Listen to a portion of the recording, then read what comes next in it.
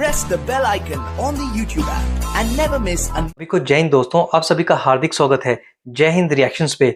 आशा करता हूं कि आप सभी लोग बहुत अच्छे होंगे। तो आज हम आपके लिए एक इंटरेस्टिंग और एक बहुत ही दमदार वीडियो लेकर आए जिसमें आप देखेंगे भारत की बेटी और सुप्रीम कोर्ट की दबंग वकील नाजिया अलाई खान जी का दमदार और बेबाक इंटरव्यू। तो ये वीडियो काफी इंटरेस्टिंग होगी, आपको बहुत कुछ जानने को मिलेगा और मजा आएगा। तो इसे अंत तक देखें और चैनल पर नए हैं तो चैनल को सब्सक्राइब कर दें ताकि हम आपके लिए लेटेस्ट और इंटरेस्टिंग वीडियोस लाते रहें। और ये वीडियो का सेकंड पार्ट है, फर्स्ट पार्ट ऑलरेडी हम आपके लिए चैनल पर डाल चुके हैं जिसे आप लोगों ने बहुत ज्यादा प्यार दिया था, तो इसे भी अंत तक देखें। तो चलिए पहले ये वीडियो देखते हैं और अंत में इसके बारे में बात करेंगे।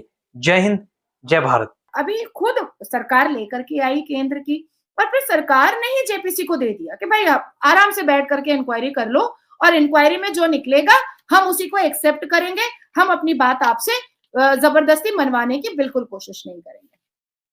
2013 में भी वक्फ बोर्ड में अमेंडमेंट हुआ था, लेकिन तब क्योंकि कांग्रेस की सरकार थी, बाबर के मुरीदों की सरकार थी और मुस्लिम लीग 2.0 की सरकार थी, तब वक्फ बोर्ड के पूरी कमेटी को कोई प्रॉब्लम नहीं था, उन्होंने चूं तक नहीं किया था। लेकिन जैसे ही नरेंद्र दामोदर दास मोदी जी के नेतृत्व में वक्फ बोर्ड में अमेंडमेंट आया, इनको प्रॉब्लम स्टार्ट हो गया। हालांकि वक्फ बोर्ड एक्ट 1995 के सेक्शन 12 और पेज नंबर 13 पे आप जाइएगा तो उसमें साफ लिखा हुआ है कि सेंट्रल गवर्नमेंट वक्फ बोर्ड के मैटर पर या वक्फ बोर्ड के रूल को अमेंड करने के लिए इंटरवीन कर सकता है।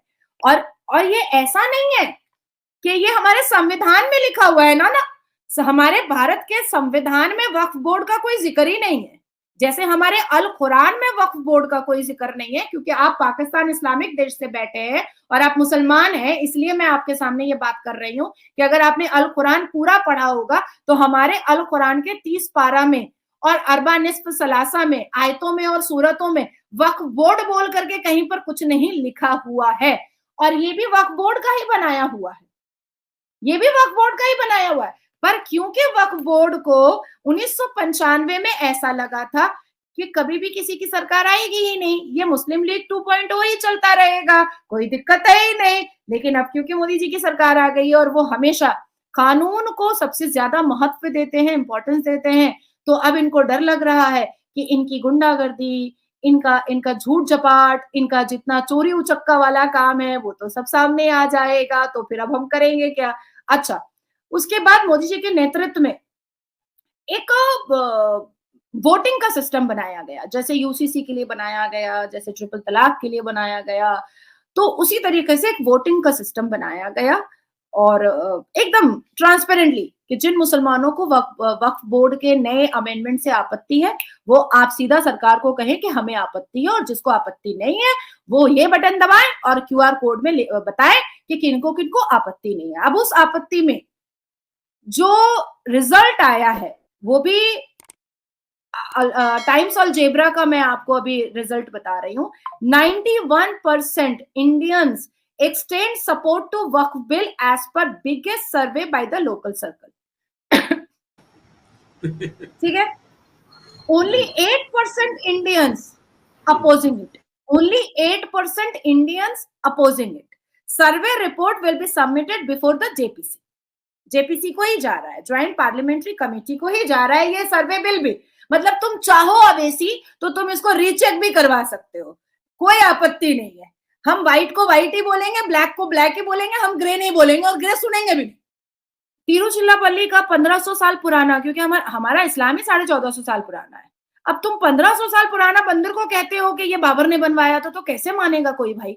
तो कोर्ट भी नहीं मानेगा, कोर्ट भी नहीं मानेगा। 1450 साल पुराना इस्लाम और तुम 1500 साल की पुरानी मंदिर को कह रहे हो कि ये बाबर ने बनवाया। बंद कर दो ये झूठ झपाट। तो क्या हुआ कि इन्होंने सिर्फ हिंदुओं की मंदिर, हिंदुओं के लैंड को ही नहीं कब्जा किया, इन्होंने मुसलमानों को भी घर से बेघर किया, इन्होंने मुसलमान बेटियों की भी संपत्ति को ग्रैब किया।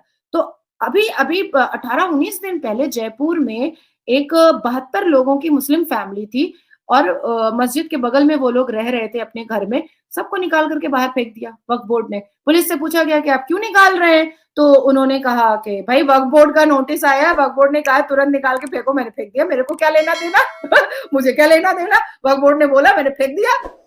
अब वहां की हिजाब वाली महिलाएं, मुसलमान पुरुष, छोटे छोटे बच्चे, वो मैं उस टॉपिक पर नेशनल न्यूज पर बैठी थी, तो वो बेचारे रो रहे हैं और महिलाएं तो हाथ उठा करके दुआ का कह रही, अल्लाह तेरे ऊपर कहर नाजिल हो, अल्लाह वक्फ बोर्ड बर्बाद हो जाए, अल्लाह नेस्त नाबूद हो जाए, अल्लाह का कहर पड़ जाए, अल्लाह करे बर्बाद हो जाए वक्फ बोर्ड। वो ऐसे ऐसे कर करके दुआएं मांग रही है आसमान के नीचे खड़े होकर के। तो मुझे ऐसा लगता है कि अब जब अल्लाह ने उस बेचारी मजबूर औरत की दुआ सुन ही ली है, तो दूध का दूध पानी का पानी हो ही जाना चाहिए, दिक्कत कहाँ पर है।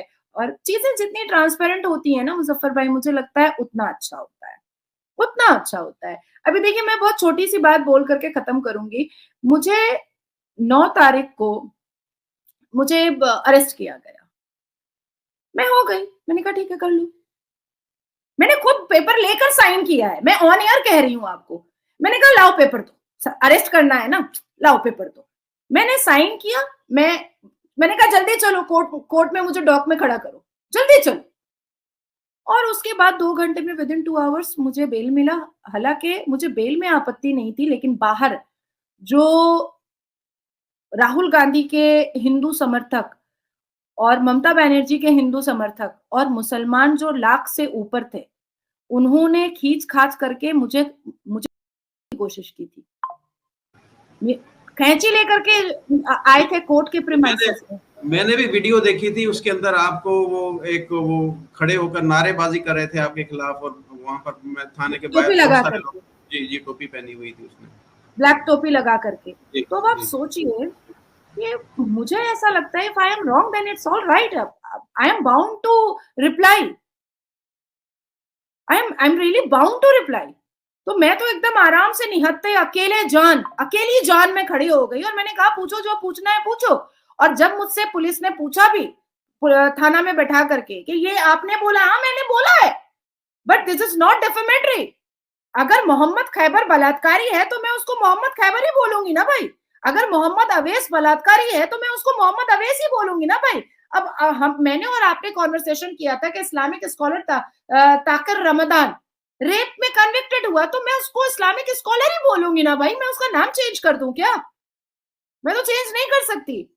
एंड द जज गिवन मी बेल। और जो लथाड़ पुलिस ऑफिसर को लगी है, जो लथाड़ और जो बेइज्जती कोर्ट के अंदर पुलिस ऑफिसर को झेलनी पड़ी है, वो मुझे ऐसा लगता है कि वो अपनी पूरी जिंदगी मेरी शक्ल तो नहीं भूलेगा, मेरी शक्ल तो वो अपनी पूरी जिंदगी नहीं भूलेगा। और मैं एक सेकंड के लिए भी, आपने अगर वीडियो देखा होगा तो जो मुसलमानों के लाखों लोगों की कैंची, छुरी, चाकू, चापड़, छोटे छोटे ब्लेड, आधे आधे टूटे हुए ब्लेड ले करके जो मुसलमान खड़े हुए थे, उस भीड़ में भी मैंने उनको यही चिल्लाकर कहा है कि तुम लोग झूठे हो, तुम लोग झूठ बोल रहे हो। मैं सच थी, इसलिए मैं अपने तेवर से बिल्कुल भी पीछे नहीं हटी। और मैं आपको अभी इस जगह पर मैं आपको चैलेंज दे रही हूँ कि विद इन 1 मंथ घर से उठा करके अरेस्ट करवाऊंगी उन लोगों को जिसने ये इस्लामिक जिहादी हरकत मेरे साथ किया है। अब चाहे वो हिंदू हो, चाहे वो मुसलमान हो, आई डोंट केयर।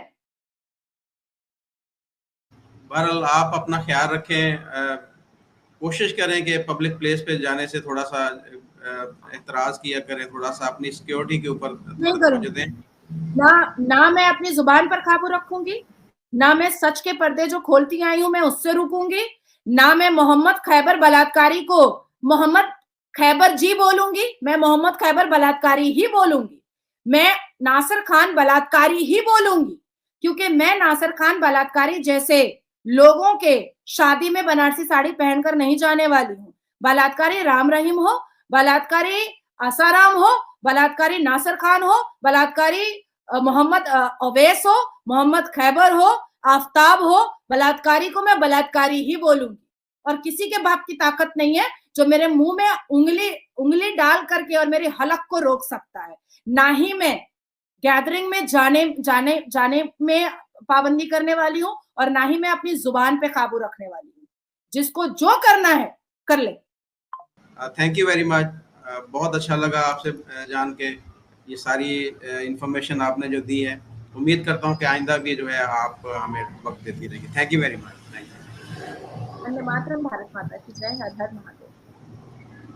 दोस्तों आशा करता हूँ कि वीडियो को आपने अंत तक देखा होगा और हमेशा की तरह नाज़िया अलाई खान जी का दमदार और बेबाक रिएक्शन आपको काफी पसंद आया होगा और इस वीडियो में आपको बहुत कुछ जानने को मिला होगा, जहां पे नाज़िया खान जी ने ना सिर्फ वक्फ बोर्ड को एक्सपोज किया कि कैसे वक्फ बोर्ड हमारे देश की जितनी भी जमीन है उस पर अपना इलीगली कब्जा जमाता जा रहा है और अपना दावा ठोकता है, और दूसरी ओर नाज़िया खान जी ने यह भी बताया कि कैसे कोर्ट के बाहर जिहादियों ने और सेकुलर की भीड़ ने उनके ऊपर हमला किया और कैसे उनकी जान बची। तो आशा करता हूं वीडियो आपको काफी पसंद आएगी।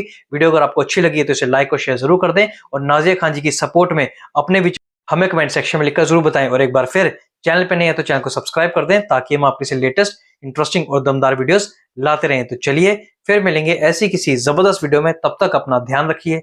जय हिंद, जय भारत।